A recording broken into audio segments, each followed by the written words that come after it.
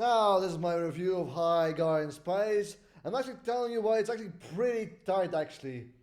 That's actually for one main reason. That's the fact that High Garden Spice has a natural and distinct flow to it. Now, that may seem like a low bar, but it's actually more important than you would think. You can have a fantastical setting, and you can have themes all you want, but that can quickly fall flat if it feels unnatural or forced.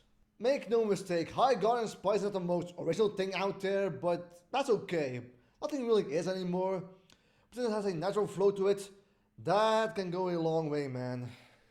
The first thing I want to say is about even if High Garden Spice has a familiar plot structure, it always seems to go in unexpected ways. Like in episode 6 where the students had to do a obstacle course to win a trophy.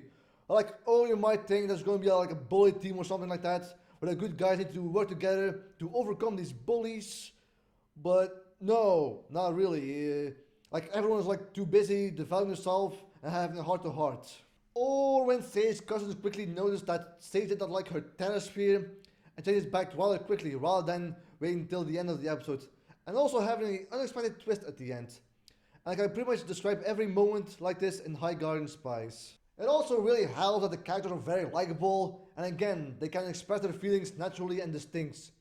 So in the character department, it's no slouch either, man. Like, no show can glance over the smaller and mundane moments, otherwise you're wasting the viewer's time. You can't make your veggies taste like meat, so make sure that you put effort in your veggies too, alright?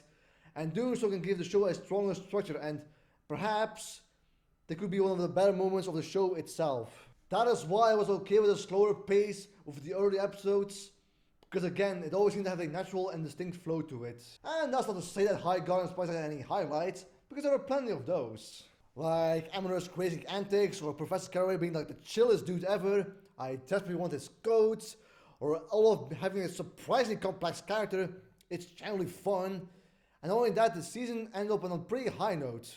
Sure, it's not without its bumps, it's not groundbreaking, the voice acting should improve, but again, it has a natural flow to it, and it managed to carve its own identity.